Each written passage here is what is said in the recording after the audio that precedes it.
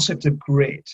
And of course, you'll all know this word grit, and grit and determination, and these kind of ways of phrasing and talking about this are in popular dialogue, but actually grit has a psychological definition, and it's been studied most notably by Angela Duckworth. Her research has majored on this.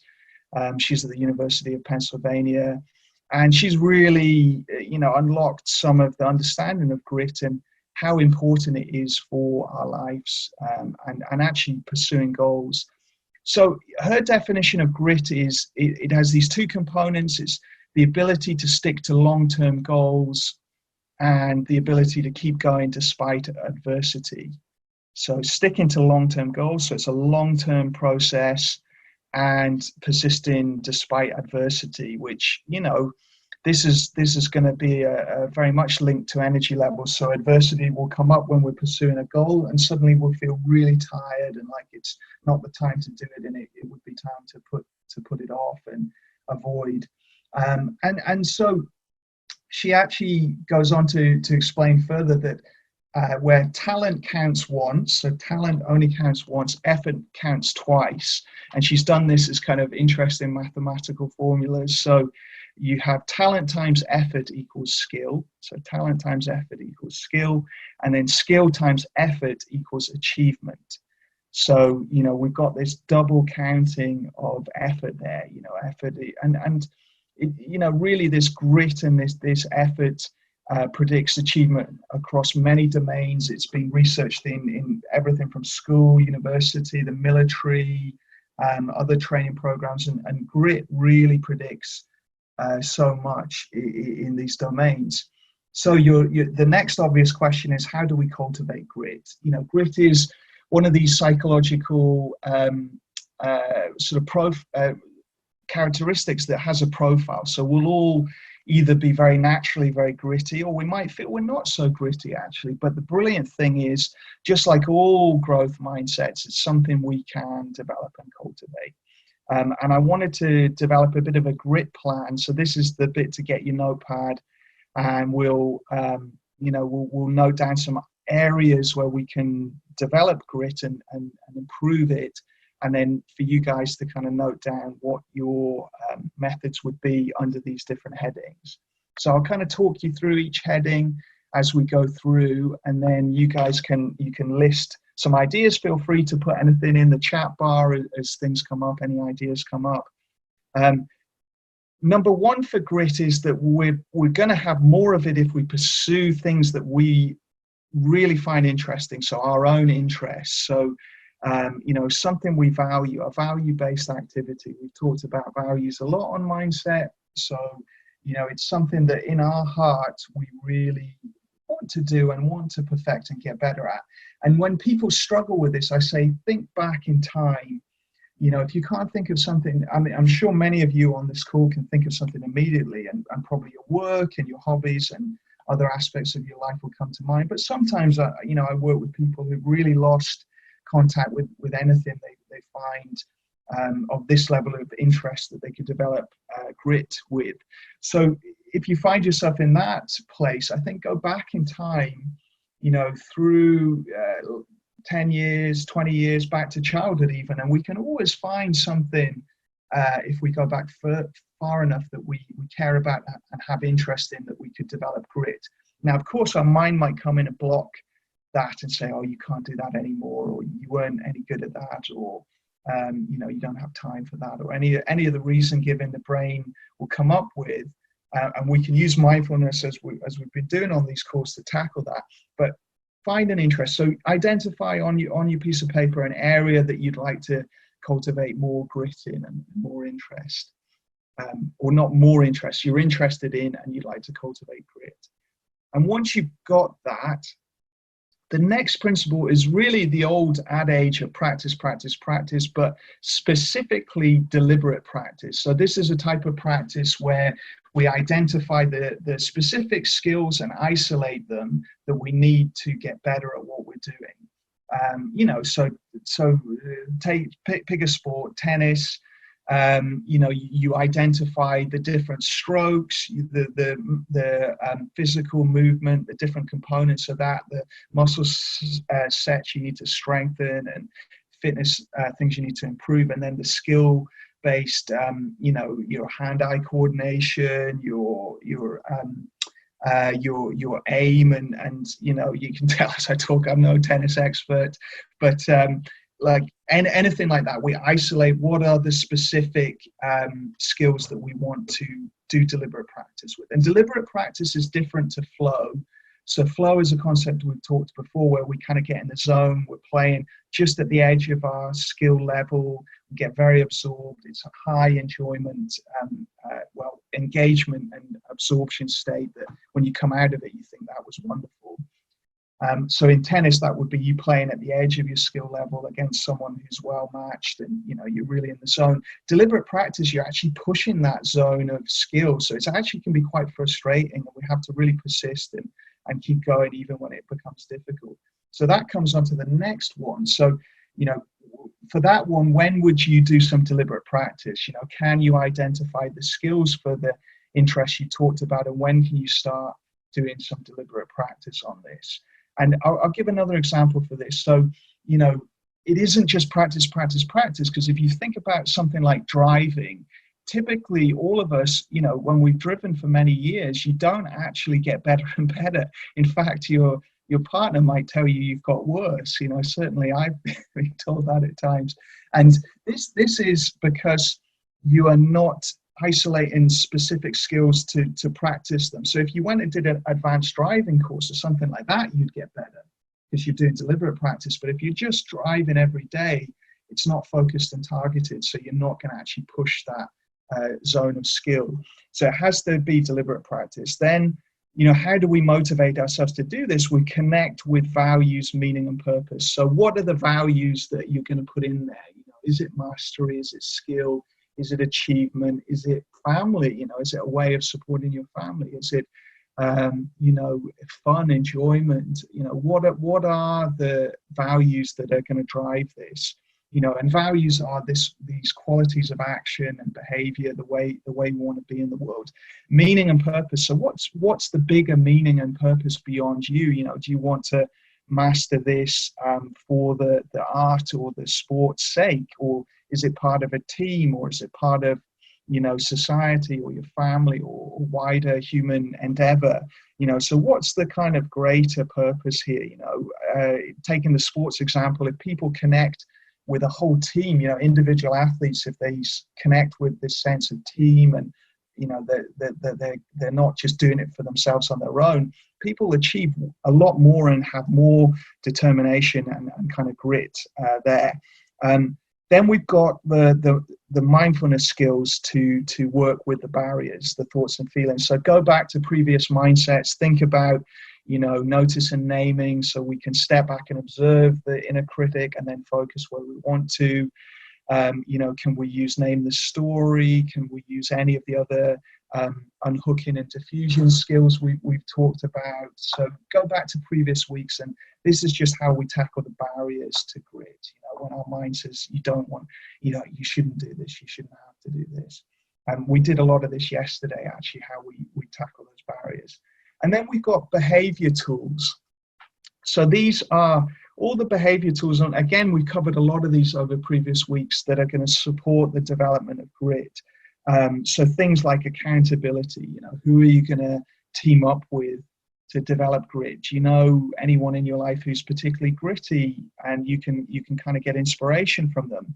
Or you can just do accountability, so you can say, I'm going to practice, or I'm going to work on this at this time. Will you be the person to do that with me, or can I check in with you? And as soon as we make commitments, we're a lot more likely to achieve the thing we're going for. Can we plan and reflect on these goals and this area of grit daily? Actually, if you want to really go for something, every day, just coming back to the goals, the values, the purpose, spending a little bit of time journaling, thinking, reflecting, visualizing, those sorts of things. Setting reminders, using technology to get habits in place, linking it up with other things. So under those behavior tools, just think of anything I've said there, anything we've done in previous weeks, that you feel could support you in developing grit in this domain for this thing. And then finally, and we're moving quickly as we always do it, because 15 minutes isn't long to cover these sort of big topics, but and I'll go through these headings at the end. So lifestyle is the final one. What can we do in our lifestyle that's going to help us with grit and energy levels? So diet, can we tweak our diet, prioritize it? My own sense of diet and energy is actually kind of experimenting yourself and working out what works well for you. Some people can eat anything they like and their energy level maintains pretty good, and it doesn't seem to be too affected by food. Other people are highly sensitive to food. Either if you're not eating, your energy dips massively, or if you're eating the wrong things, you're very tired, exhausted. Diet, the simplest one is obviously the Mediterranean diet. Is anti-inflammatory, and it's going to be good for your mood and emotions. It's been tested in a lot of studies, very good for depression and anxiety. You can go into more complexity, and we've got Mark at Mob Group, is the real expert on this. So there's a lot out there. He puts a lot out there on this. Exercise, I don't need to teach you to suck eggs on this one. Obviously, Mob Group Live is all about exercise, but actually getting that level right for you will affect energy levels. So, and it's not just more and more and more. Sometimes I've worked with people, I've met people who actually are exercising too much, and they're almost kind of getting a bit of adrenal fatigue and things. They're pushing themselves too hard. So again, it's a very personal thing. We've got to get it just the right level, a mix of exercise. So you're doing high intensity stuff, strength, fitness, but also the calming, soothing stuff like yoga, Pilates, whatever you like, really. I mean, just to have a balance of different sort of ways of moving, really. If you look at our ancestors, they would do intense bursts of physical challenge. They would do long endurance stuff, and then they would do kind of ritualistic, kind of calming, soothing, connecting dances and movement and stuff like that. So which is the forerunner of things like yoga. And so in a way, we kind of want to do a similar thing. Actually, can we do different types of exercise? And if our energy is down, sometimes it is the time to do high intensity stuff to get it up. But other times, actually, if it's more that burnout, you've been pushing yourself too hard, actually it can be better to do slower paced yoga and things like that when you feel like that. Sleep, we've done a bit on sleep. Can we prioritize sleep? Can we at least set ourselves up well for sleep? Social connections, spending time with the people that energize us, that bring up our energy and also model grit for us. Time in nature, time outside. You're going to feel grittier if you're out in the elements and you're connecting with nature for sure. Many people have identified this. Many people do outdoor, time in nature. And if you think again about indigenous people, vision quests and shamanic practices when they went out in nature to kind of up all these qualities. And then, the sunlight of that as well. We were all quite vitamin D deficient in this country. So, getting that sunlight outside will help with energy levels. And there's more, but there's some of the kind of key sort of things that have been verified in terms of emotions, in terms of depression and anxiety. They will all have a big impact on it. So identify some lifestyle stuff. Think about, is there anything you're neglecting from that list, or anything in your lifestyle? And then, all the stuff we've done around savoring, gratitude, taking in the good, that will all increase your energy level. Actually, if you really enjoy stuff, it does, we feel energized, don't we? We feel like, we have more energy when life is going, pleasurable, meaningful, satisfying. So gratitude and savoring. Again, there's a lot on the YouTube channel, on the Mindfulness Circle YouTube channel. We've got some of the practices we've done around that. So I'll go once through. If anyone needs to head off at 9, feel free to do that.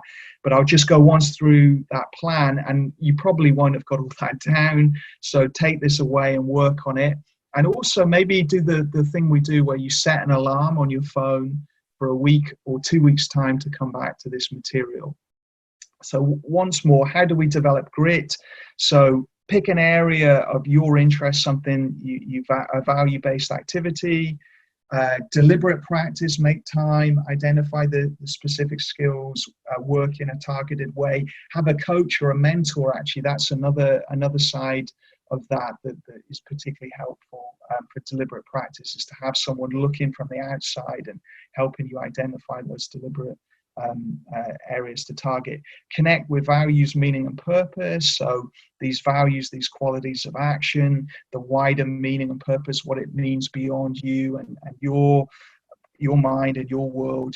How does it connect into something larger? Using mindfulness skills that we've done to step back from difficult thoughts and feelings that may block grit and energy. Behavioral tools, so all the stuff around accountability, supportive friends, commitments, daily reflection, reminders, technology reminders, writing things down, investing the time in it. Lifestyle as the final one. So diet, exercise, sleep, social connections, time in nature, sunlight, and then, using savor and gratitude, taking in the good to really enhance energy. So rapid fire through that grit plan, and in a way that's an energy kind of raising plan as well, if you like. Hopefully, if we do all those things and we make time, then we'll raise our energy. The one thing I'll say is our mind will get in the way. As we said yesterday, sometimes our mind is trying to prevent us risking failure. Sometimes our mind is trying to avoid difficult feelings that come with persisting and trying hard at something. It could be other things. It can be lifestyle and stress.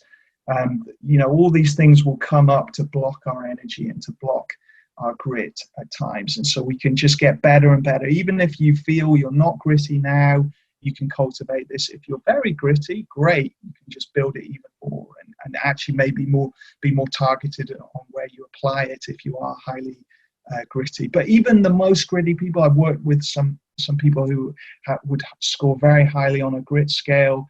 Still, it falls away at times. Human nature is that we probably can't maintain these qualities all the time. We like to conserve energy. We like to pace ourselves. So, we all can get better at this is probably the take-home message. Certainly, I'm working on all of this myself as well. So I hope you have found something useful in both the work on energy levels and on grit. Angela Duckworth has she has a great TED talk, or maybe a couple of TED talks, a lot of material out there on that if you're interested in studying and looking further at this. I hope you have a wonderful day, a gritty day. We're probably all going to need grit today on another hot one like this. Can we stay focused and engaged in our work or our home life, even in this kind of heat? That's the challenge. I wish you all the best. Have a wonderful weekend, and we'll see you again next week. And have a good one.